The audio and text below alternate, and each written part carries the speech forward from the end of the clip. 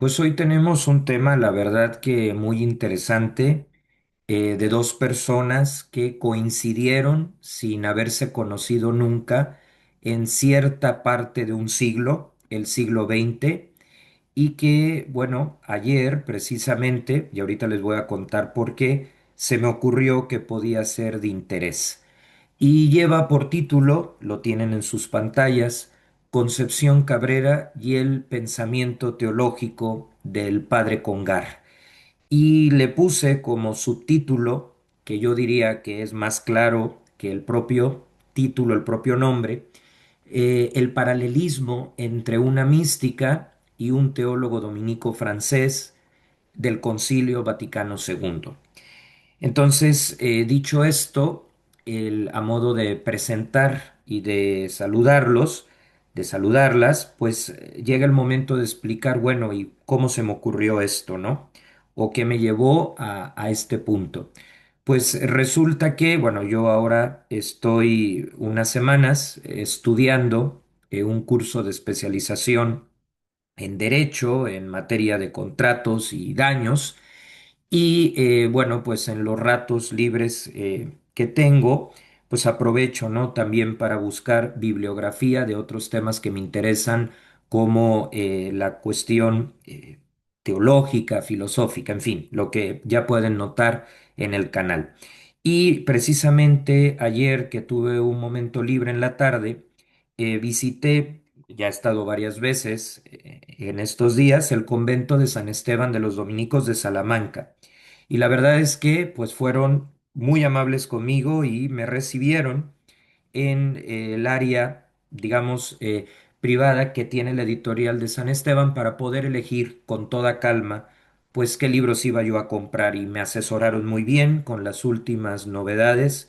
Yo recomiendo mucho porque pues esta editorial es importantísima en cuestiones de derechos humanos, teología, filosofía, cultura general, y bueno, pues la verdad es que estoy contento y agradecido con ellos. Dentro de los libros que compré está este, no sé si se alcanza a ver en la cámara, que es una biografía sobre el padre Congar, especialmente pues los libros que él nos dejó como legado, ¿no? Y una vida de aventura, porque pues estuvo preso durante la guerra, obviamente no porque hubiera hecho algo malo, sino por circunstancias históricas, luego las incomprensiones de que le prohibieron dar clases porque lo consideraban demasiado liberal. Cuando uno ve y lee sus obras, yo he podido ya leer varias, pues francamente te das cuenta que era alguien que innovaba, pero totalmente dentro de la identidad de la fe de la iglesia, ¿no? Pero bueno, son las incomprensiones que a veces se dan a nivel humano, ¿no? Y en las relaciones entre personas.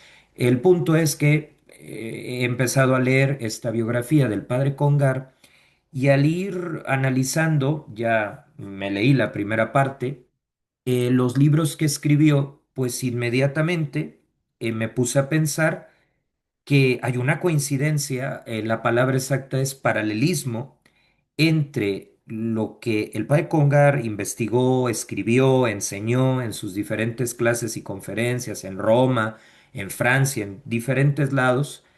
Hay un paralelismo con lo que unos 40 o 50 años antes había escrito Concepción Cabrera de Armida, esta laica mexicana, una mujer interesantísima, sí, que sin haber ido, a diferencia del padre Congar, que sí fue a una facultad de teología, pues nos tiene unos libros de altísima calidad que cuando los teólogos les ha tocado estudiarla, pues se sorprenden, ¿no? Porque parecieran salidos de la mejor facultad de teología, no sé, Salamanca, Friburgo.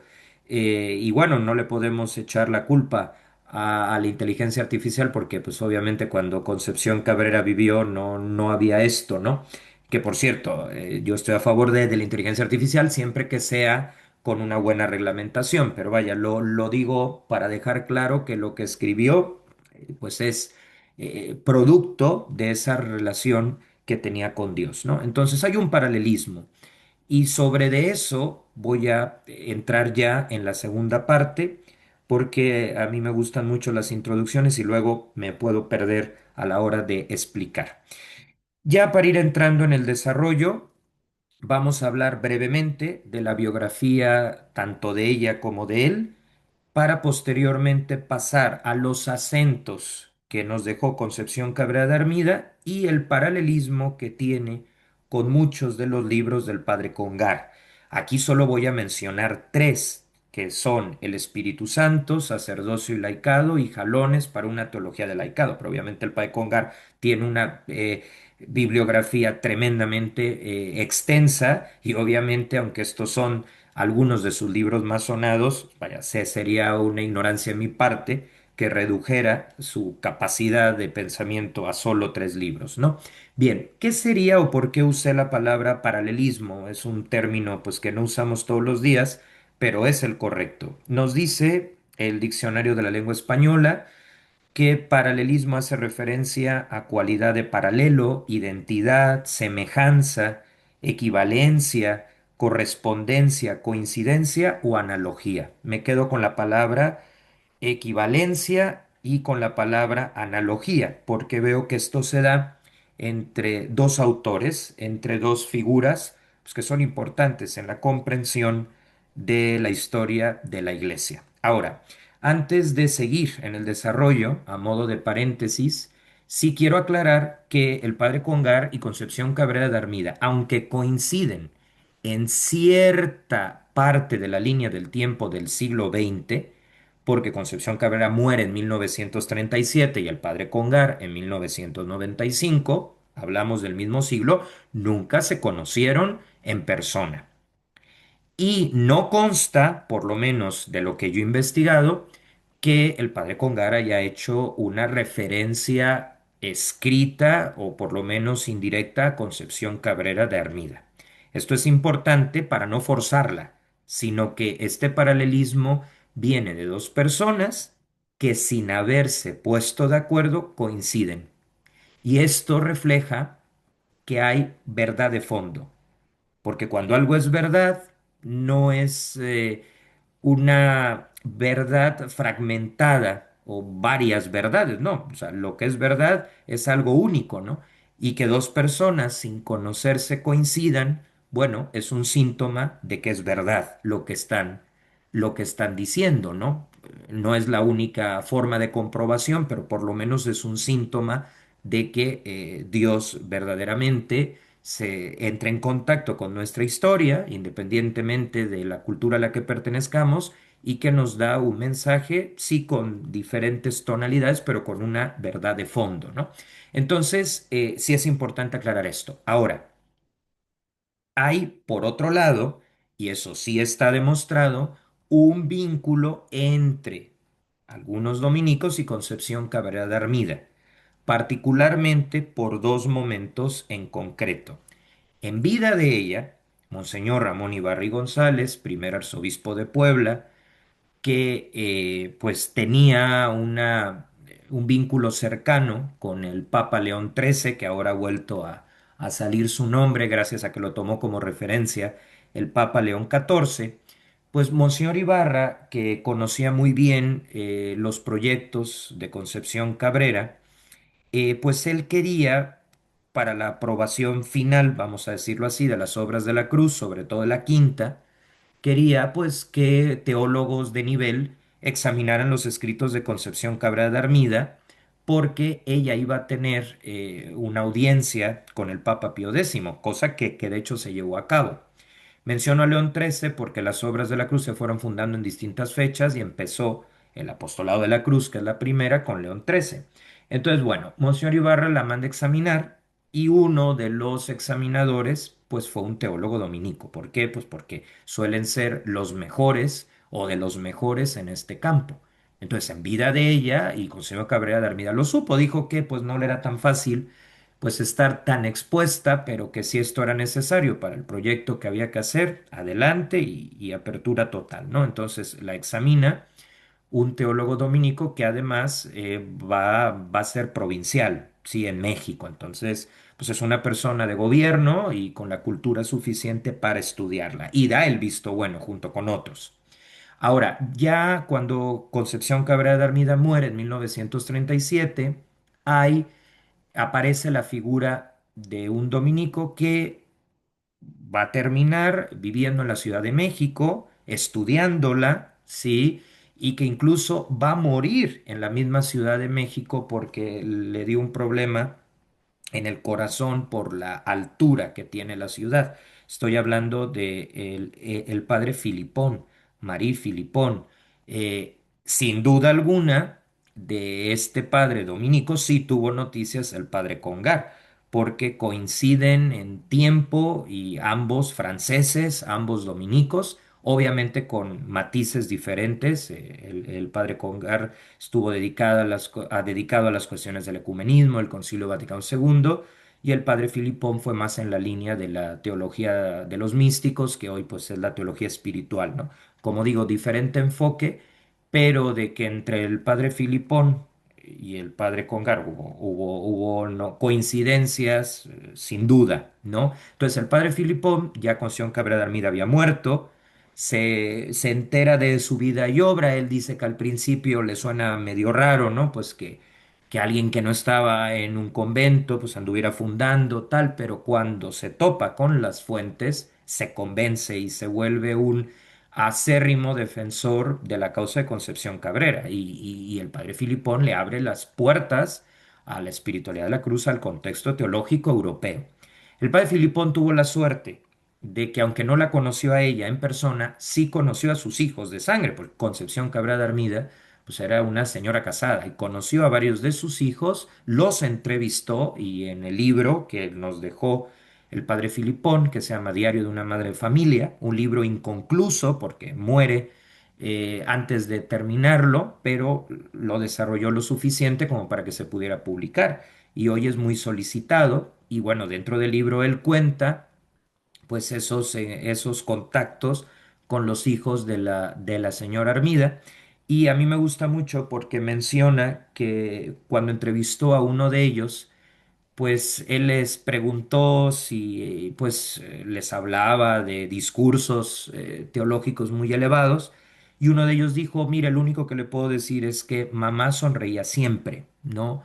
Y este mamá sonreía siempre, pues le llegó a lo profundo al padre Filipón. Entonces, insisto, Trepay Congar, Concepción Cabrera Armida, no se conocen, sí coinciden en cierta parte del siglo XX en cuanto a que vivieron en una época común, pero este paralelismo se da más allá y no por un contacto directo, ni personal, ni de fuentes. Pero a mí eso es como una garantía por la coincidencia que se da. Bueno, cierro el paréntesis que fue inmenso y regreso al desarrollo. Tenemos entonces dos breves biografías, porque aquí el foco está en las coincidencias, en el paralelismo.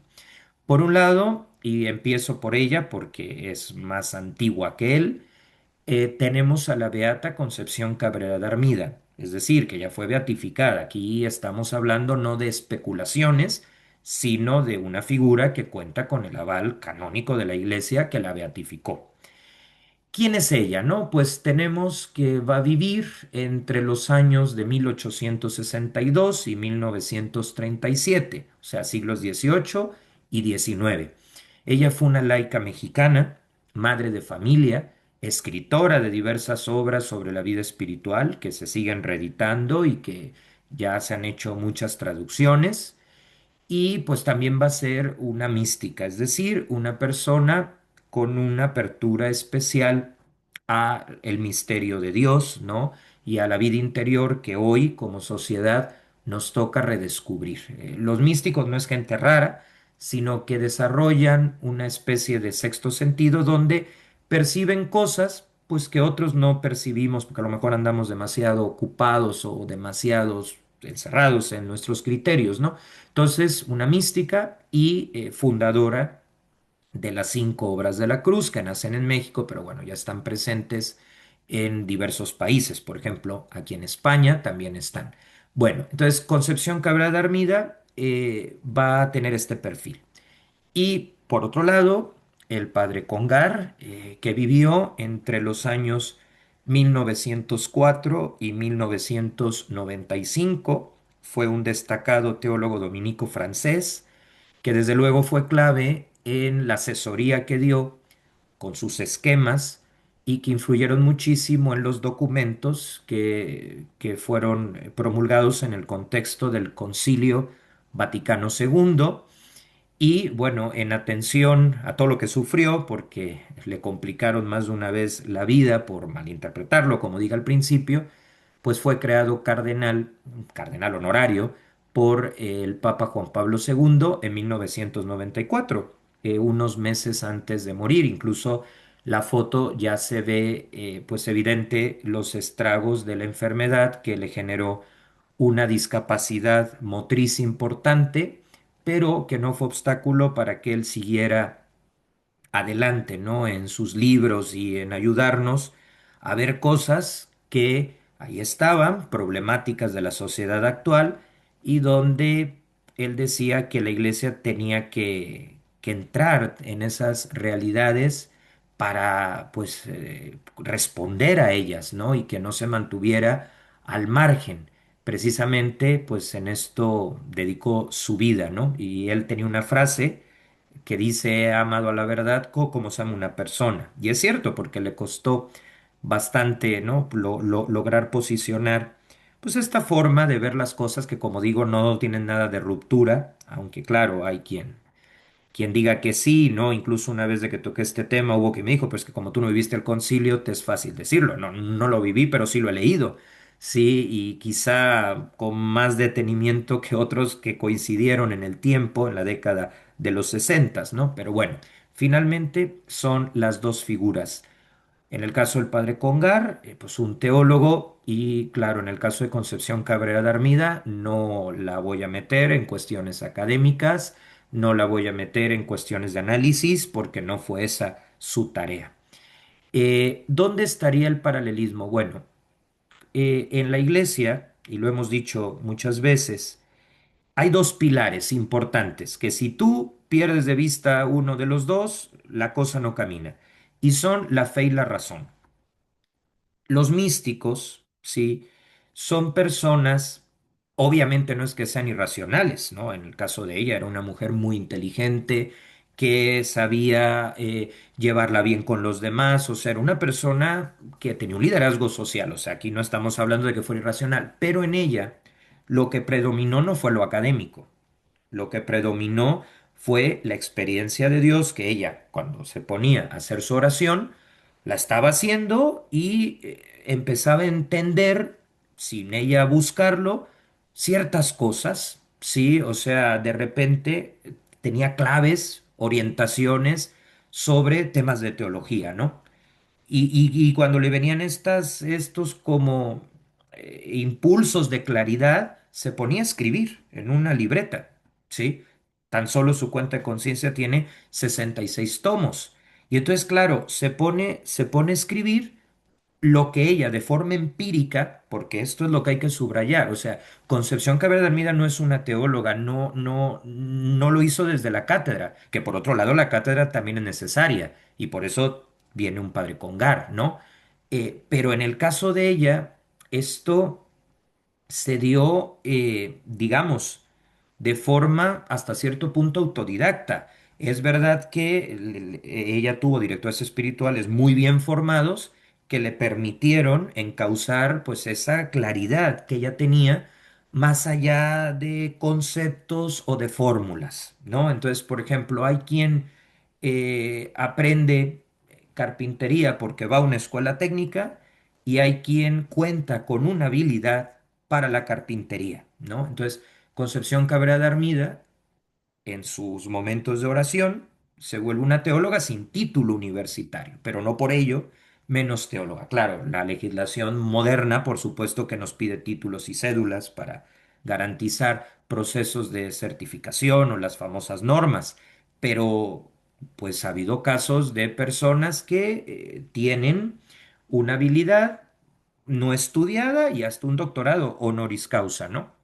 Por ejemplo, la Universidad de Salamanca se lo dio de forma póstuma a Santa Teresa de Jesús. O sea, ella no estudió literatura y sin embargo es de las mejores escritoras e ícono del siglo de oro español. Entonces, en Concepción Cabrera de Armida predomina el empirismo, o sea, el valor del dato experimentado. O sea, se pone a escribir sobre el silencio de Dios, pero lo ha experimentado.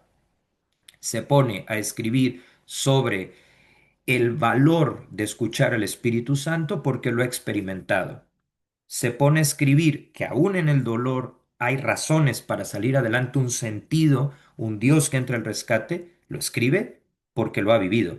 No quiere decir que el padre Congar no viviera lo que escribiera. Hay muchos testimonios que lo conocieron, lo trataron y te dicen, a ver, él no solamente eran ideas, no solamente eran datos, pasaba momentos donde cuidaba de su vida espiritual. ¿Y esto cómo se certifica? Pues cuando le prohibieron dar clases, que era una de las cosas que más le gustaba, y se las prohibieron injustamente por la cerrazón que había, pues él de pronto queda aislado. O sea, queda aislado. Primero tiene una experiencia de ser prisionero de guerra, digo, totalmente ahí inocente, ¿no? Pues era como a muchos jóvenes les pasaba en el contexto que vivía Europa en aquel momento. Pero luego le prohíben dar clases porque, pues porque no terminaban de entender su pensamiento o les asustaba cualquier cambio de, no de doctrina, porque él no cambió ninguna doctrina, sino de enfoque. Entonces, y de pronto él dice, ¿no? Y yo he leído su diario, tengo 50 años y estoy, pues, no puedo publicar, no puedo dar clases, me salgo, incluso llegó a plantearse el dejar la Iglesia Católica y irse a la Iglesia Ortodoxa, ¿no? Que digo, muy interesante la Iglesia Ortodoxa, pero él dice, no, no, a ver, pues sí, ahora mismo no tengo una estructura que me sostenga. Claro que hubo dominicos de que sí lo sostuvieron y lo ayudaron, pero pues aquí es donde me toca tener fe. Entonces, no es un escritor de datos nada más. O sea, él se mantuvo firme como católico y como dominico hasta el final porque tenía fe, ¿sí? Ahora, ciertamente, pues el Padre Congar se tenía que guiar pues por una metodología. Mientras que Concepción Cabrera de Armida, como los místicos y las místicas, pues no están bajo el esquema de un concepto. El padre Congar, por muy espiritual que fuera, tenía que estar bajo el esquema de un concepto. Concepción Cabrera de Armida, no. Por lo tanto, si alguien no está de acuerdo con las ideas del padre Congar, eso pues no la agarre en contra de la experiencia de Concepción Cabrera, porque este paralelismo lo estoy haciendo yo, no ella. Sin embargo, creo que aquí está el punto. Canción Cabrera representa a esa acción de Dios en la historia, más allá de un concepto, de una fórmula, pero el padre Congar toma esa experiencia y le da un lenguaje académico y de magisterio, o sea, de enseñanza de la iglesia adecuado, porque el lenguaje místico en bruto, pues lógicamente no es el adecuado para emitir un documento y mucho menos de un concilio. Entonces, ahí representaría el padre Congar lo que yo digo, la parte de la razón y de la academia y de las estructuras de pensamiento que son necesarias, porque si nos quedáramos únicamente en la mística sin contexto académico, pues se prestaría a malas interpretaciones. Bueno, volviendo a Concepción Cabrera de Armida, ella va a desarrollar a título personal lo que conocemos como espiritualidad de la cruz, que es una de las formas de los acentos que tiene la fe católica, y ella va a subrayar diferentes puntos. Yo solo voy a mencionar tres porque son los que coinciden con otros tres libros del padre Congar, donde retoma, sin haberse puesto de acuerdo, insisto, estas convicciones y que yo creo que siguen siendo actuales. Bueno, Concepción Cabrera de Armida con su vida, sería importante de que leyeran su biografía, ¿sí? Nos pone sobre la mesa tres aspectos: la necesidad de un mayor conocimiento y difusión de la persona del Espíritu Santo. Lo primero. Lo segundo, valor o revaloración del sacerdocio bautismal y ministerial para que no reduzcamos la iglesia solo a los que han sido ordenados como sacerdotes, que eso sigue siendo un reto. Y tercero, o tercer punto, valga la redundancia, papel de los laicos en la iglesia.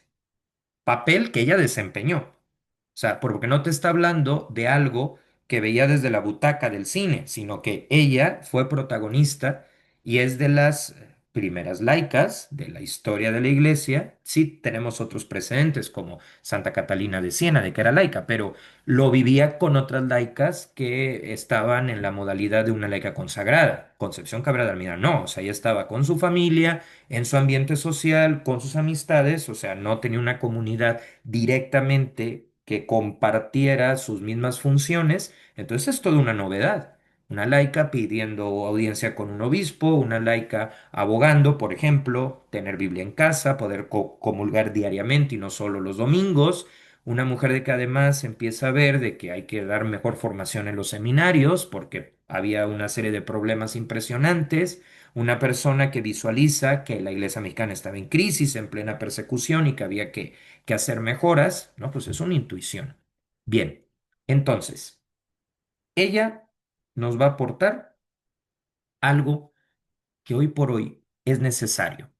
En el imaginario social, a todo mundo le es fácil imaginarse a Dios Padre y a Jesús, a Dios Hijo. Pero ya cuando viene el Espíritu Santo es más complicado, ¿sí? Que no porque no lo podamos imaginar significa que no exista, al contrario, las cosas más reales muchas veces son las invisibles, ¿no? Que no lo conocemos por su rostro, pero sí por su acción en la historia. Entonces ella dice, a ver, nosotros creemos en Jesús porque el Espíritu Santo sigue actuando en el tiempo real, en el momento presente. Entonces, si yo creo por su acción, pero no sé quién es el autor de esa acción, pues no hay manera de que la iglesia salga adelante, porque le va a faltar la chispa, el ingrediente principal. Tú te pides algo de comer que no esté bien sazonado y pues vas sintiendo como, sí, es comida, pero no te sabe a nada. Entonces ella dice, para que esto camine, para que no se vuelva una burocracia, que no estaba en contra de las estructuras. Ella misma consideraba que se necesitaban estructuras y por eso fundó las Obras de la Cruz con su organización, en la que ella además ayudó en la redacción de las constituciones de las religiosas de la Cruz y de los misioneros del Espíritu Santo. Entonces, bueno, ella es consciente que una estructura sin el Espíritu Santo pues se vuelve gente que está sin vocación, que a veces pasa, o sea, en la iglesia hay un organigrama, ¿no? En uno es voluntario, no es porque quiere estar ahí y no hay sueldo porque es voluntario. En otros, pues sí, sí, sí te pagan, ¿no? Estás de director, de rector y es correcto de que te paguen.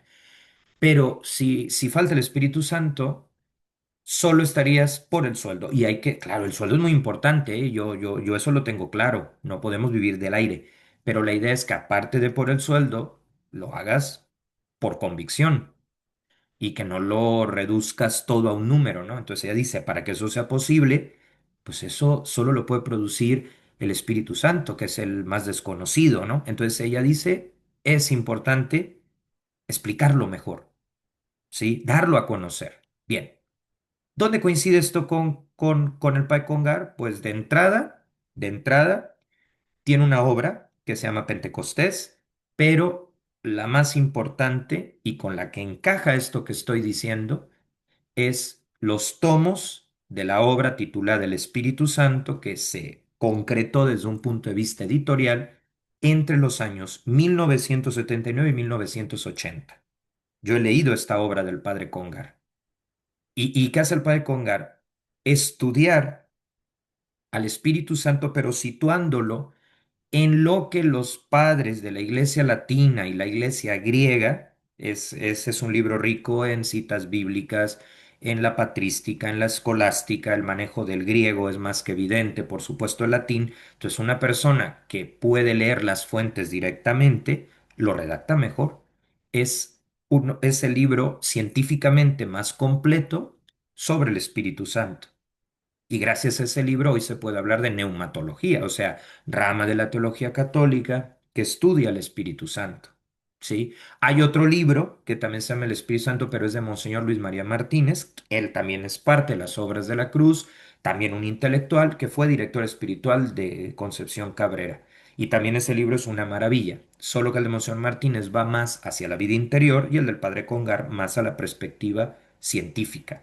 Entonces aparece una mística mexicana de una vida espiritual muy profunda, que además era una persona muy normal, de que la veían en la calle, saludaba, sonreía, pero que te escribe cosas tan importantes sobre el Espíritu Santo que el padre Filipón, el que escribe Diario de una Madre de Familia, le dedica una parte importantísima del libro a sus reflexiones sobre el Espíritu Santo, el nuevo Pentecostés, el resurgir de la iglesia en medio de una sociedad que a veces pues como que se aleja, ¿no? Y entonces hace clic con la obra, y aquí está el primer paralelismo, El Espíritu Santo del Padre Congar de 1979 a 1980, que es ponerle lenguaje académico a una experiencia previa de alguien que pues se fue dando cuenta y que se dejó transformar por esto y en el día a día, en lo normal. Sí, entonces es la primera coincidencia o paralelismo, mejor dicho. Luego, para Concepción Cabrera de Armida, el tema de lo sacerdotal es importantísimo. Lo sacerdotal entendido como ser puente entre Dios y el mundo de hoy. Pero el tema es que Concepción Cabrera de Armida puso el dedo en la llaga porque se tenía la idea, no en los documentos, por supuesto, en los documentos de la iglesia siempre estuvo y ella, tal y como ambos, coincidían, ¿no? Pero la realidad es que ella se da cuenta por su propia historia, por su biografía, que la gente piensa que en la iglesia los responsables son los sacerdotes, los obispos y nada más. Y ella dice, no, a ver, espera, está el sacerdocio bautismal. O sea, cuando te bautizan, y tiene fundamento bíblico esto, por supuesto, te vuelves sacerdote, profeta y rey. O sea que técnicamente un católico es sacerdote, no ordenado, o sea, no es de los que da misa o confiesa, pero participa de Jesús como puente, de Jesús como sacerdote. Y Concepción Cabrera de Armida en esto cambia toda la perspectiva. Es más, yo soy laico y estoy hablando de esto, pues eso es gracias a que ella abrió camino. Y al abrir camino, decir, a ver, un laico también puede ayudar, también puede sumar, esto también hace clic con otro libro importantísimo del padre Congar, que le dio más de un dolor de cabeza, que es Sacerdocio y Laicado, ante sus tareas de evangelización y civilización de 1964. Hoy todas las congregaciones religiosas hablan de laicos asociados, de misión compartida, y eso está excelente. Pero ¿quién abrió la puerta? Pues desde un punto de vista desde la mística, sin duda, Concepción Cabrera de Armida. No hay autora más completa en esto. Y desde el punto de vista académico, que repito, es muy importante porque el lenguaje místico en bruto no llega, necesita un cauce, el padre Congar, y luego han venido otros, pero esto es importantísimo. O sea, cambiar el chip.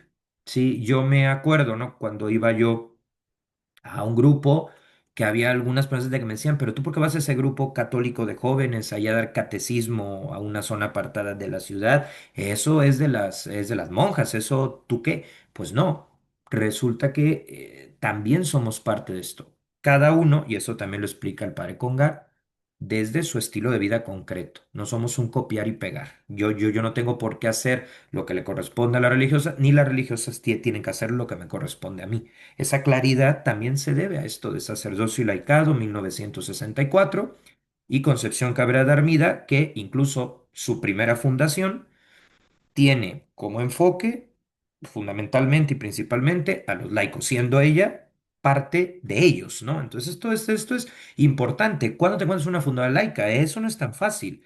Las ha habido viudas que entran y es muy valioso también, pero así desde origen y con una visión del mundo. Concepción Cabrera de Armida viajó a Europa, Asia, o sea, era una persona que pudo ver, ¿no? Y luego, finalmente, el tercer acento, pues Concepción Cabrera de Armida habla del papel de los laicos en la iglesia, ¿no? Y a favor de los sacerdotes, o sea, laicos que valoren lo que hacen los sacerdotes, que recen por ellos, no que toleren lo que está mal en ellos, no va por ahí, sino que ayuden materialmente a que sean su mejor versión y que tengamos personas adecuadas. No es solapar, eso nunca, sino precisamente ser canales para que llegue gente buena, gente bien formada, que descubra que eso es su lugar y bueno, adelante haga su proceso.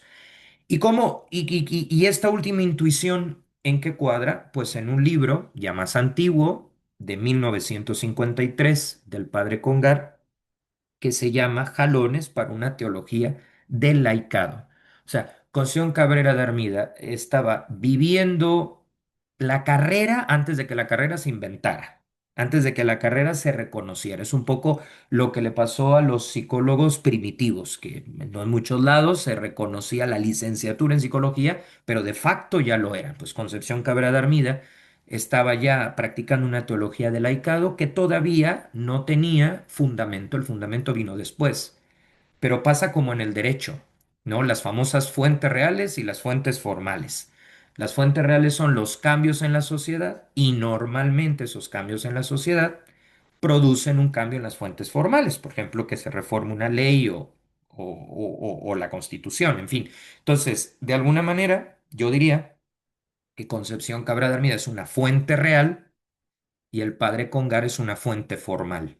Fuente real porque Concepción Cabrera, sin concepto, sin teoría, sino con su día a día, fue marcando la posibilidad de que alguien desde su familia y desde su entorno podía también contribuir. Entonces ella es fuente real porque ella misma es circunstancia que abre camino, que le planteó al Papa Pío X, a ver, aquí hay una señora que me está mostrando otra forma de vivir la fe que yo en mis estudios no tenía. Entonces, Concepción Cabrera, y con eso cierro, es fuente real. Y el padre Congar es fuente formal. ¿Sí? ¿Por qué? Porque tiene los estudios, la metodología, el dominio de los idiomas, el apoyo, bueno, sobre todo al final de su vida, al principio no tanto, de las editoriales, una voz que se escuchaba. Ahora me he referido a lo del Espíritu Santo y a lo de los laicos, pero también, y importantísimo, en la cuestión del ecumenismo. Solo que, como aquí no fue área de Concepción Cabrera de Armida, no lo menciono. Entonces el Pai Congar es fuente formal porque pues ya es alguien que está en una institución oficial reconocida por la iglesia, que ha hecho investigaciones y que más oficial que su sana influencia en un concilio. O sea, esto es así. Pero esa explicación que da en sus libros no habría sido posible si no hubieran existido personas que previamente lo pusieran en práctica y que trajeran consigo la reforma. Pero reforma de qué? No reforma de lo esencial de la fe no cambia. Lo que cambia son los enfoques y los acentos, pero dentro de la hermenéutica de la continuidad, porque la hermenéutica desde la ruptura lo único que ha hecho es quitar a la gente la fe. Lo que toca es la hermenéutica de la continuidad, pero en esa hermenéutica, Concepción Cabrera de Armida sería fuente real, las circunstancias que motivan el cambio, obviamente porque Dios a través de esas personas va provocando el abrir camino y ya, claro, el mundo de la jerarquía, ¿no? Porque pues, obviamente la iglesia necesita una jerarquía, pues va reconociendo y va poniendo el sello de certificación. ¿Sí? Para evitar pues que llegue alguna persona fanática y que vaya a confundir a la gente, ¿no? O que pueda generar un proceso sectario, ¿no? Que eso es terrible y hace mucho daño. Bueno, llegamos ahora a las conclusiones. Tres conclusiones. Primero, la importancia de recordar y subrayar lo que decía el Papa Benedicto XVI, que los verdaderos reformadores de la Iglesia son los santos y que un santo es sencillamente una persona que es coherente y que busca ser su mejor versión a partir de los criterios que Jesús dejó, ¿no? Primera conclusión. Segunda conclusión, es tiempo de profundizar en el Espíritu Santo, es tiempo de profundizar en el papel de los laicos, pero no, y esto también es bien importante, no para que si alguien quiere entrar a una congregación religiosa diga, "Ah, pues como ahorita estamos profundizando en los laicos, mejor no entro y me quedo de laico". No, porque sí es diferente desde el horario hasta el sentido de misión, aunque la dignidad sea la misma. Congar habla de una diferencia ontológica y eso conviene a modo de conclusión tenerlo presente. O sea, si tu vocación es ser laico, te toca ser laico. Pero si tu vocación es a la vida religiosa, no vale que digas que como laico, no, a ver, espera, o sea, si alguien me dice, bueno, un médico y un abogado tienen la misma dignidad, sí, pero da igual si es médico o abogado, no da igual, hay una diferencia ontológica, lo dice así el padre Congar en algunas de sus obras. Y por último, la tercera conclusión que también es importante, pues ir adelante en la reflexión, ¿sí? Para ir generando ese relevo generacional y que este patrimonio de figuras destacadas que abrieron camino, tanto de parte de la mística como de la parte académica, pues sigan haciendo equipo y se pongan a disposición de tantas personas que en este momento de la historia pues están buscando un sentido y que lo pueden encontrar en las aportaciones de estas personas que también encontraron el suyo. Pues con esto cerramos esta intervención sobre el paralelismo entre Concepción Cabrera de Armida y el padre Congar en el contexto del Concilio Vaticano II.